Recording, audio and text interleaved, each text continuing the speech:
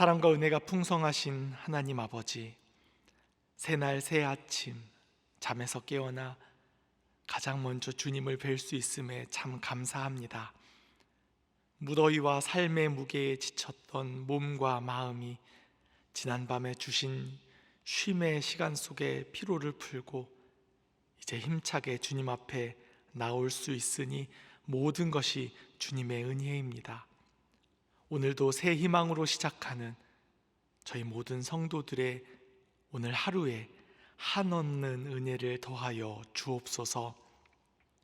주님, 더운 여름을 잊기 위해서는 저마다의 방법을 찾아 애쓰곤 하면서도 정작 생명의 근원 되시는 주님을 찾기에는 게을렀음을 고백합니다.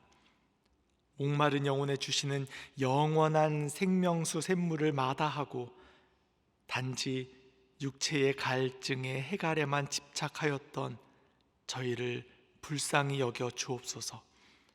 참된 안식은 오직 주님 품에서만 얻을 수 있음을 깨닫게 하시고, 그래서 더욱 주님을 찾고 주님을 갈망하며 이렇게 어려움이 많은 이때에는 더욱 주님만을 의지할 줄 아는 저희가 되게 하여 주옵소서. 진리의 하나님, 악한 마귀의 유혹 가운데 미혹된 이들의 회개를 위해 기도합니다. 신천지와 같은 이단들이 복음을 변질시키며 주님의 몸된 교회를 공격하고 있습니다. 그들은 영혼을 병들게 하고 가족을 파괴하고 사회를 병들게 하고 있습니다. 주님, 하나님의 진리를 거짓으로 바꾸고는 교묘한 말로 성도들을 미혹하여 참 진리와 생명이신 주님을 떠나게 만드는 그와 같은 모든 불의가 하나님의 심판 가운데 있게 하여 주옵소서. 그들의 계획은 실패하게 하시고 허탄한 그 길들이 망하게 하옵소서. 주님, 미혹된 영혼들이 다시 진리를 깨닫게 하시고 사망의 길에서 돌이켜 구원의 길로 나오도록 인도하여 주시길 소망합니다. 우리 성도들은 더욱 깨어 기도하며 하나님의 말씀 가운데 굳게 서서 모든 어리석은 이단 사상들을 잘 분별하게 하여 주옵소서. 사랑의 주님, 복음이 전해지는 곳마다 함께 하시길 바랍니다. 세계 각지와 소외된 이웃들 사이에서, 또한 복음의 불모지 한가운데서 눈물로 씨앗을 뿌리고 있는 우리 선교사님들 가운데 함께하여 주옵소서. 기나긴 코로나 전염병과 교회에 대한 불신과 공격 등으로 선교 현장은 너무도 열악해져만 가는데, 그러한 상황 속에서도 자신의 안위를 돌보지 않고 더욱 희생하고 더욱 섬기는 자리로 내려가며 삶으로 복음의 진리를 전하고자 애쓰시는 우리 선교사님들을 기억하여 주옵소서. 그 모든 수고와 땀방울들이 열매 맺기를 소망합니다. 당장 눈에 보이는 결과가 없어도 좌절하거나 낙심하지 않게 하시고, 또한 때마다 시마다 돕는 손길들을 붙여주셔서 복음의 열정이 식지 않게 하옵시며 복음의 줄이 끊어지지 않고 이어지도록 주님 도와주옵소서. 뿐만 아니라 여기 저희들도 복음의 삶을 살기를 바랍니다. 자신이 선 곳이 땅끝임을 기억하며 이 자리에서부터 생명이신 예수 그리스도를 전하는 그리스도인들 되게 하옵소서. 살아가는 삶으로 저희가 믿는 예수께서 누구신지 나타내게 하시고 스스로를 쳐 복종하는 그리스도인 됨을 통해 많은 사람들이 예수를 믿는 놀라운 은혜의 역사들이 일어나게 하여 주옵소서. 특별히 믿지 않는 가족들을 위해 기도합니다. 때로는 저희의 믿음을 폄하하고 조롱하기도 하며 박해하며 방해하기도 하는 가족들이지만 긍휼히 여기며 안타까운 심정으로 믿지 않는 가족들을 위해 기도합니다. 주님, 불쌍히 여겨 주옵소서. 우리 사랑하는 가족들이 하나님의 사랑을 깊이 깨닫기를 바랍니다. 자신을 위해 죽으신 예수 그리스도의 십자가가 그 마음 가운데 새겨지기를 소망합니다. 믿지 않는 부모님, 믿지 않는 남편과 아내, 그리고 자녀들, 그 고집스럽고 굳은 마음이 주님의 보혈로 녹아지게 하시고 닫혀진 마음의 문이 주님을 영접하는 열린 문 되기를 간절히 소망합니다. 주께서 오늘 저희 가정에 구원의 역사가 일어나게 하여 주옵소서. 주님, 오늘부터 다음 주 화요일까지 라오스 단기 선교를 떠나는 26명의 대학부 선교팀을 위해 기도합니다. 3년 만에 해외 선교를 떠나게 되었습니다. 대학부 해외 선교팀의 모든 여정을 주님께서 인도하여 주시고 하나님의 크신 은혜와 사랑이 가득 넘쳐 흘러서 귀한 사역 안전하게 잘 감당하고 평안 중에 돌아올 수 있도록 성령님께서 함께하여 주옵소서. 오늘 말씀을 위해 기도합니다. 야고보서를 통해 주신 은혜의 말씀을 돌아보며 하나님의 말씀 앞에 자신을 돌아보게 하시고 삶으로 응답하는 저희 모두가 되게 하여 주옵소서. 예수 그리스도 이름으로 기도드립니다. 아멘. 하나님께서 오늘 우리에게 주시는 말씀은 야고보서 5장 13절부터 20절까지의 말씀입니다. 함께 봉독하겠습니다. 너희 중에 고난당하는 자가 있느냐? 그는 기도할 것이요. 즐거워하는 자가 있느냐? 그는 찬송할지니라. 너희 중에 병든 자가 있느냐? 그는 교회의 장로들을 청할 것이요. 그들은 주의 이름으로 기름을 바르며 그를 위하여 기도할지니라. 믿음의 기도는 병든 자를 구원하리니 주께서 그를 일으키시리라. 혹시 죄를 범하였을지라도 사하심을 받으리라. 그러므로 너희 죄를 서로 고백하며 병이 낫기를 위하여 서로 기도하라. 의인의 간구는 역사하는 힘이 큼이니라. 엘리야는 우리와 같은 성정이 같은 사람이로되 그가 비가 오지 않기를 간절히 기도한즉 3년 6개월 동안 땅에 비가 오지 아니하고 다시 기도하니 하늘이 비를 주고 땅이 열매를 맺었느니라. 내 형제들아, 너희 중에 미혹되어 진리를 떠난 자를 누가 돌아서게 하면 너희가 알 것은 죄인을 미혹된 길에서 돌아서게 하는 자가 그의 영혼을 사망에서 구원할 것이며 허다한 죄를 덮을 것임이라. 아멘. 오늘 야고보서의 마지막 말씀 부분을 함께 살펴보면서 하나님의 은혜를 나누도록 하겠습니다. 이 야고보서 하면은 행함을 강조하는 서신입니다. 2장 17절 말씀에 행함이 없는 믿음은 그 자체가 죽은 것이라. 2장 26절 말씀에 영혼 없는 몸이 죽은 것 같이 행함이 없는 믿음은 죽은 것이니라. 그래서 오직 믿음이 아니고 행함이 더 강조되는 것처럼 보입니다. 오직 은혜가 아니고 자기 의로움이, 자기 의가 더 강조되는 것 같습니다. 하지만 야고보서에서 강조하고 있는 행함을 면밀히 살펴보자면 그 행함은 사랑과 자비를 행하는 행위를 뜻하고 있는 것임을 알 수 있습니다. 1장 27절에 하나님 아버지 앞에서 정결하고 더러움이 없는 경건은 곧 고아와 과부를 그 환난 중에 돌보고 또 자기를 지켜 세속에 물들지 아니하는 그것이니라 하고 기록하고 있습니다. 또 2장 8절에 너희가 만일 성경에 기록된 대로 내 이웃 사랑하기를 내 몸과 같이 하라 하신 최고의 법을 지키면 잘하는 것이거니와. 13절 긍휼을 행하지 아니하는 자에게는 긍휼 없는 심판이 있으리라. 긍휼은 심판을 이기고 자랑하느니라. 그리고 15절 16절 말씀입니다.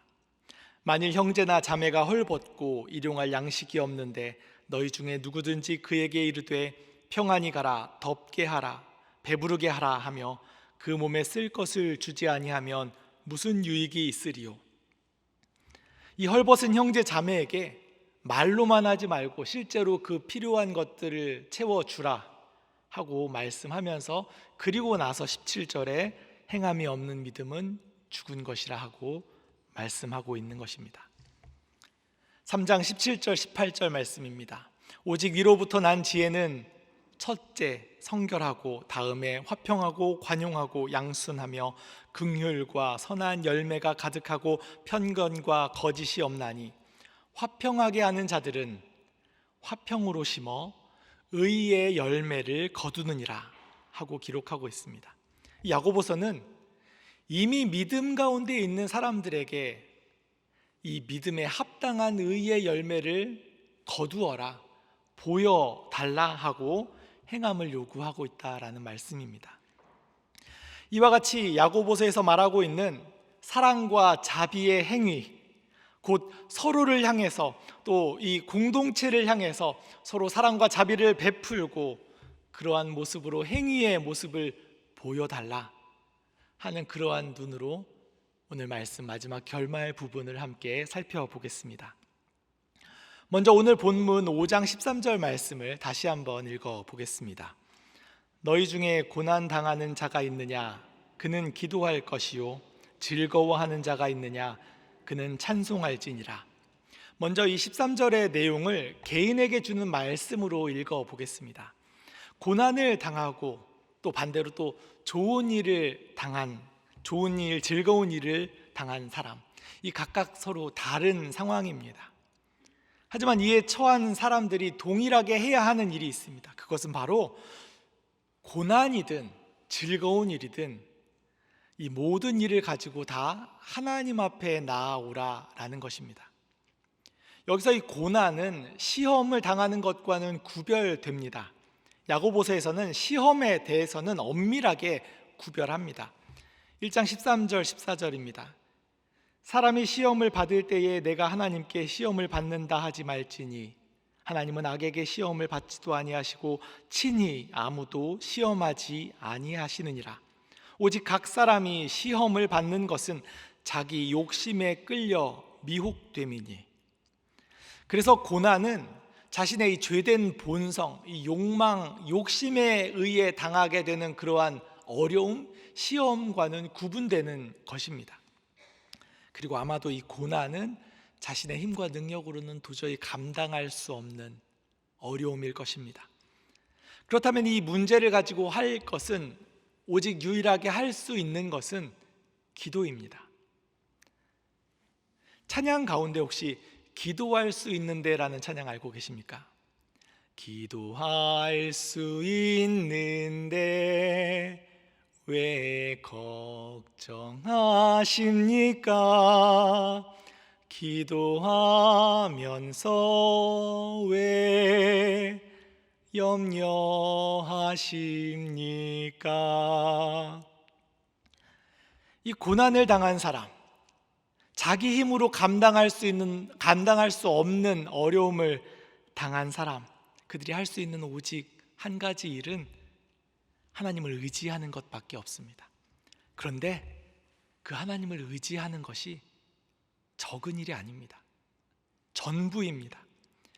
이 고난을 능히 해결하실 수 있는 분, 모든 세상의 일들을 그 손 위에 두고 계신 유일하신 분, 그분을 의지하는 것이 가장 합당한 해결책이며 오직 하나님께 기도하며 나아가는 것이 가장 맞는 방법인 것입니다. 그렇다면 반대로 즐거운 사람은 어떠합니까? 즐거운 일도 마찬가지입니다. 하나님을 찬송하는 것입니다. 이 찬송의 행위는 이 즐거운 일이 하나님으로부터 말미암아 비롯되었음을 고백하는 것입니다. 믿음의 표현입니다. 나의 노력에 따른 마땅한 결과로서의 즐거운 일이나 또한 다른 누군가가 나를 도와주었기 때문에 내가 즐거워하게 되는 것도 아닙니다. 운이 좋아서 일어나는 일은 더더구나 아닙니다. 오직 하나님의 은혜, 오직 하나님의 도우심, 하나님의 자비가 있었기 때문에 내가 즐거워할 수 있는 것입니다. 그래서 홍해가 갈라지고 전쟁에서 이기고 정말 불가능할 것만 같은 어려움을 해결하는 그러한 놀라운 기적을 경험했기 때문에만 하나님을 찬양하는 것이 아닙니다. 내게 있는 모든 이 즐거움의 원천이 하나님입니다. 모든 기쁨이 하나님으로부터 말미암았음을 잊지 마시기 바랍니다. 그래서 이 무더위 속에서도, 높은 습도 가운데에서도 이른 새벽부터 주의 전을 찾아 나온 그 여러분들의 열심, 주의 말씀을 듣는 그 즐거움으로 이 자리에 있으시다면, 혹 내가 생각할 때 나 스스로 참 나 대견하다, 나 기특하다 라고 생각하는 것보다 이 모든 것이 다 하나님의 은혜이고 감사의 제목이며 찬양의 내용이다라는 그러한 믿음의 고백이 우리 가운데 있기를 바랍니다. 혹 고난 중에 있으십니까? 그 문제를 가지고 하나님께 나아와 기도하시기 바랍니다. 혹 즐거운 일이 있으십니까? 그렇다면 마찬가지로 이 즐거운 일을 허락하신 하나님, 내게 이 즐거움이 샘솟아나게 하신 하나님께 찬송하며 나아갈 수 있는 우리 모두가 되기를 바랍니다. 그런데 이 13절의 말씀을 개인을 향한 말씀에 그치지 않고 이 공동체에게 주시는 말씀으로 확장해서 읽는다면 어떻게 읽을 수 있겠습니까? 여러분 중에 고난을 당한 사람이 있습니까? 라고 읽을 수 있습니다. 공동체는 이 질문에 응답해야 합니다. 그래서 우리 가운데 고난당한 사람이 없는지, 우리 가운데 어려움에 처한 사람은 없는지, 우리가 미처 살피고 있지 못하고 있는 것은 아닌지 이것을 돌아보라는 말씀입니다. 일반적으로 이 고난을 당하는 사람들은 자기가 이 닥친 어려움이 너무도 거대하기 때문에 그 속에 매몰되기가 쉽습니다. 또한 고난을 맞서 싸우는 가운데 너무도 지쳐서 마음의 힘을 잃어버리기도 합니다. 그래서 아무리 평소에 신앙이 있던 사람이라 할지라도 이 고난이 지속되고 큰 어려움을 당하게 되면 자기가 무엇을 해야 되는지를 모르게 될 때가 있습니다. 그렇다면 공동체가 도와주어야 합니다. 고난 가운데 있는 사람이 있는지를 찾으면 그 주저앉아 있는 그를 기도의 자리로 이끌어야 하는 것입니다. 곁에서 함께 기도하고 또 스스로도 하나님을 붙잡고 매달릴 수 있도록 그 손을 하나님께로 붙들어 주어야 하겠습니다. 두 번째, 여러분 중에 즐거운 사람이 있습니까? 라는 질문에는 어떻게 응답하겠습니까? 우리 가운데 즐거운 일이 있는 사람이 있다면 그 즐거움을 함께 나누는 것입니다. 만약 누군가의 즐거움이 자기 자랑에 그치고 또 공동체는 그 즐거움을 시기하고 질투하고 있다라고 한다면 그 공동체는 스스로를 돌아보고 회개해야 하겠습니다. 즐거운 일이 있으면 하나님으로부터 말미암았다고 믿음으로 고백한다면 그 일은 모두 함께 기뻐하고 즐거워하는 것이 마땅한 일이 되는 것입니다. 공동체가 함께 하나님께 감사하고 찬양해야 합니다. 이 당하다라는 표현이 맞는지는 모르겠지만 우리 가운데 이 즐거운 일을 당한 사람이 있다라고 한다면 그 즐거움을 나도 함께 나누자고, 우리 함께 감사하고 하나님께 찬송하자고 할 수 있는 그러한 믿음의 공동체가 우리 공동체 되기를 바랍니다. 그와 같은 공동체의 마음으로 14절부터 16절까지의 말씀을 함께 읽겠습니다. 너희 중에 병든 자가 있느냐? 그는 교회의 장로들을 청할 것이요 그들은 주의 이름으로 기름을 바르며 그를 위하여 기도할지니라. 믿음의 기도는 병든 자를 구원하리니 주께서 그를 일으키시리라. 혹시 죄를 범하였을지라도 사하심을 받으리라. 그러므로 너희 죄를 서로 고백하며 병이 낫기를 위하여 서로 기도하라. 의인의 간구는 역사하는 힘이 큼이니라. 앞에서 이 고난과 즐거움에 대해서 개인과 공동체가 각각의 입장에서 어떻게 하나님께 나아가야 하는지를 살펴보았습니다. 이와 같이 이 질병의 문제를 어떻게 할지도 함께 생각해 보겠습니다. 병든 사람 어떻게 하라고 하고 있습니까? 교회의 장로들을 청하라 하고 말씀하고 있습니다. 여기서 이 장로들은 단순히 나이가 많은 사람들을 가리키는 것이 아니라 교회의 대표들을 의미합니다. 먼저는 일반적으로 아프면 어떻게 해야 되겠습니까? 아프면 병원을 찾고 의사를 만나는 것이 마땅합니다.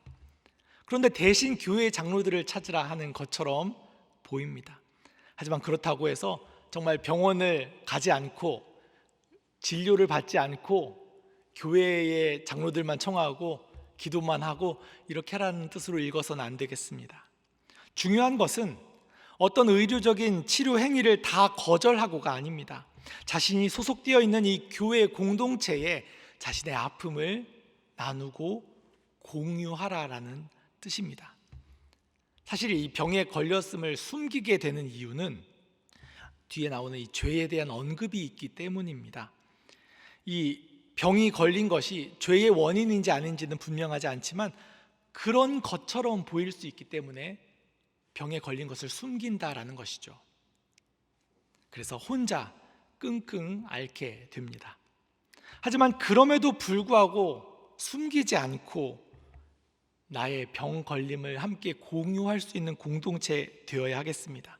교회 대표자들은 병에 걸린 성도를 찾아와 욥의 친구들처럼 정죄하는 것이 아니라 그 병에 걸린 사람을 섬기고 병이 낫기를 위해 기도하는 것입니다.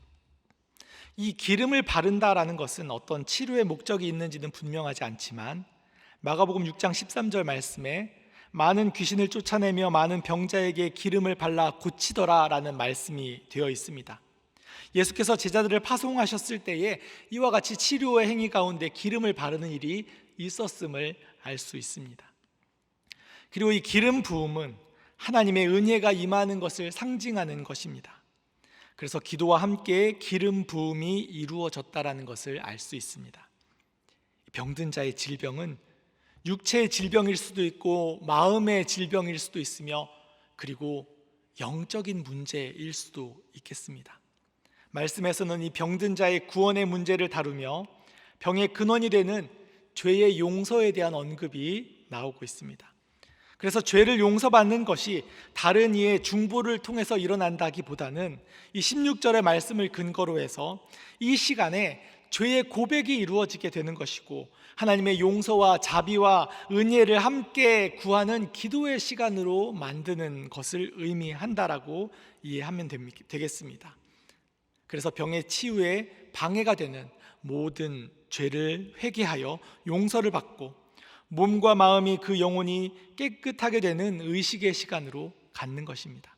이것이 바로 병에 걸린 사람이 교회 장로들을, 교회 대표자들을 초청함으로 함께 기도의 제목을 나누고 죄의 고백을 이루며 병의 치유를 얻는 시간으로 만드는 것입니다. 그리고 16절 하반절의 말씀에 이렇게 되어 있습니다. 의인의 간구는 역사하는 힘이 크미니라. 누가 의인이겠습니까? 어떤 사람이 의인입니까? 뒤에 이어지는 엘리야에 대한 말씀입니다. 17절 18절 말씀 함께 읽겠습니다. 엘리야는 우리와 성정이 같은 사람이로되 그가 비가 오지 않기를 간절히 기도한즉 3년 6개월 동안 땅에 비가 오지 아니하고 다시 기도하니 하늘에 비를 주고 땅이 열매를 맺었느니라. 역사하는 힘이 큰 의인의 대표적인 예로 엘리야를 들었습니다. 위대한 선지자 엘리야는 비가 오지 않기를 간절히 기도하였을 때에 3년 6개월 동안 땅에 비가 오지 않았습니다. 그리고 다시 기도하니 하늘이 열리고 비를 내리게 되었고 땅이 열매를 맺었다 하고 말씀합니다. 그만큼 역사하는 힘이 놀랍도록 컸던 의인이었습니다. 하지만 그 엘리야가 바로 우리와 성정이 같은 사람이라는 것입니다. 우리와 다르지 않다는 말씀입니다. 그래서 우리도 엘리야처럼 그와 같은 역사하는 힘이 큰 기도를 이루어낼 수 있다라는 말씀입니다. 어떻게 하면 엘리야와 같은 사람이 된다라는 말씀입니까? 엘리야는 자신의 민족을 위해 기도했던 사람입니다. 엘리야는 악한 왕 아합에게 살아계시는 하나님을 보여주고자 하였고 갈멜산에서는 850명이나 되는 바알과 아세라 선지자들을 맞서면서 이 이스라엘 백성들이 돌이켜서 하나님께 나아오도록 이끌고자 하였던 사람입니다. 자신의 민족이 하나님 앞에 바로 서도록 애를 썼고 자신의 민족을 위해 늘 기도하는 사람이었다라는 말씀입니다. 그런 엘리야의 기도였기 때문에 역사하는 힘이 컸습니다. 같은 성정이라면 이 병든 사람이 그 병에서 놓이도록 간절히 기도하고 그 죄에 빠진 사람이 죄로부터 돌이켜 용서함을 얻고 깨끗하게 되는 것을 구하는 우리의 그 간구도 반드시 역사하는 힘이 클 줄로 믿습니다. 여러분도 그와 같은 엘리야의 마음을 가지실 수 있기를 바랍니다. 그래서 병든 개인은 공동체에 중보를 요청하고 또한 공동체는 아픈 사람을 찾아 그 회복을 위해 함께 기도하며 혹 죄 가운데 빠진 성도가 있으면 엘리야와 같은 마음으로 그의 돌이킴과 죄 사함을 위해 애써야 하는 것입니다. 그리고 19절 20절 말씀입니다. 함께 읽겠습니다. 내 형제들아, 너희 중에 미혹되어 진리를 떠난 자를 누가 돌아서게 하면 너희가 알 것은 죄인을 미혹된 길에서 돌아서게 하는 자가 그의 영혼을 사망에서 구원할 것이며 허다한 죄를 덮을 것입니다. 앞서 말씀드렸던 개인 고난을 당한 사람, 즐거워하는 사람, 병에 걸린 사람은 모두 이 공동체와 관련이 있는 사람입니다. 하지만 이 미혹되어 진리의 말씀을 떠난 사람은 이 공동체로부터 분리된 사람, 공동체의 모든 것을 거절하는 사람, 하나님을 떠난 사람입니다. 하지만 그와 같은 사람이라 할지라도 우리 믿음의 공동체는 함께 마음에 품고 기도해야 되겠습니다. 그를 돌아서게 하면 그의 영혼을 구원하는 것이고 무엇보다도 허다한 죄를 덮을 것임이라고 말씀하고 있습니다. 그것은 바로 주님이 가르쳐 주신 기도, 우리가 우리에게 죄 지은 자를 사하여 준 것 같이 우리 죄를 사하여 주시옵고 그의 영혼을 사망에서 구할 뿐만 아니라 우리의 허다한 죄까지도 덮는다라는 말씀이 되는 것입니다. 이렇게 야고보서는 마무리됩니다. 야고보서는 이 선포와 권면이 보통 같이 나오는 다른 서신과 다르게 대부분의 내용이 권면으로 이루어져 있습니다. 무엇하라, 무엇하지 말라. 우리가 이것을 읽을 때 어떻게 읽어야 하겠습니까? 어떻게 살아야 하겠는가? 또 우리 믿음의 공동체는 어떻게 살아야 하겠는가? 그와 같은 주제로 말씀을 읽으며 우리 삶에 또 우리 공동체에 그 말씀을 어떻게 적용할지 함께 고민하며 이 야고보서의 은혜를 함께 기억할 수 있는 우리 모두가 되기를 바랍니다. 함께 기도하겠습니다. 하늘에 계신 우리 아버지, 아버지의 이름을 거룩하게 하시며 아버지의 나라가 오게 하시며 아버지의 뜻이 하늘에서와 같이 땅에서도 이루어지게 하소서. 오늘 우리에게 일용할 양식을 주시고 우리가 우리에게 잘못한 사람을 용서하여 준 것 같이 우리 죄를 용서하여 주시고 우리를 시험에 빠지지 않게 하시고 악에서 구하소서. 나라와 권능과 영광이 영원히 아버지의 것입니다. 아멘.